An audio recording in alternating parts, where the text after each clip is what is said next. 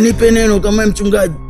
Nikisoma kitabu cha Luka sura ya 8 na mstari wa 28, nakumbuka kisa kimoja pale. Yesu Kristo alikuwa anapita mitaa ya Galilaya. Akakuta kijana mmoja aliyepagawa na pepo. Wale pepo wakaanza kulia, "Tuna nini nawe Bwana?" Wakasema, "Usituue, basi tuamuru tuwaingie wale nguruwe." Basi Yesu akawaamuru wale pepo wachafu wakawaingia wale nguruwe, na wale nguruwe wakaenda kujitosa baharini. Sasa hicho kisa nakifananisha na wewe, kwa sababu nimekutana na mtu mwenye namna kama hiyo. Ndani yako unatawaliwa na mzigo mkubwa wa mapepo. Roho hiyo lazima ivunjwe kwa damu ya Yesu Kristo wa Nazareti. Lazima iharibiwe.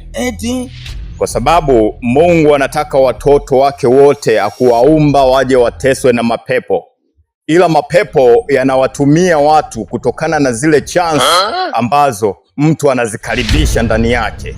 Sasa hiyo roho lazima ivunjwe kwa damu ya Yesu Kristo. Inatakiwa uombewe.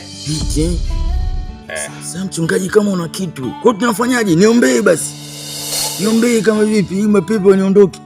Kwanza inabidi utulie. Toa suruali yako kichwani. Toa suruali yako. Aisha, toa. Sema kitu. Sema kingine. Vaa suruali. Sisi kuvaa babu, muda mchache. Niombee. Unaweza kupiga magoti. Sawa, tupige magoti tuombe. Nifumbe macho au? Usiniibie viatu vyangu. Oh no. Baba mtakatifu, uliyeziumba mbingu na nchi, fanya msaada kwa ajili ya mtoto wako huyu. Umponye katika hii hali ambayo unanionyesha mtumishi wako.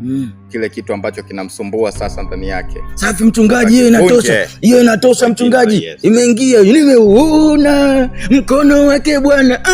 Nimeuona mkono wake Bwana. Nimeuona mkono wake Bwana. Nimeuona mkono wake Bwana. Nimeuona mkono wake Bwana.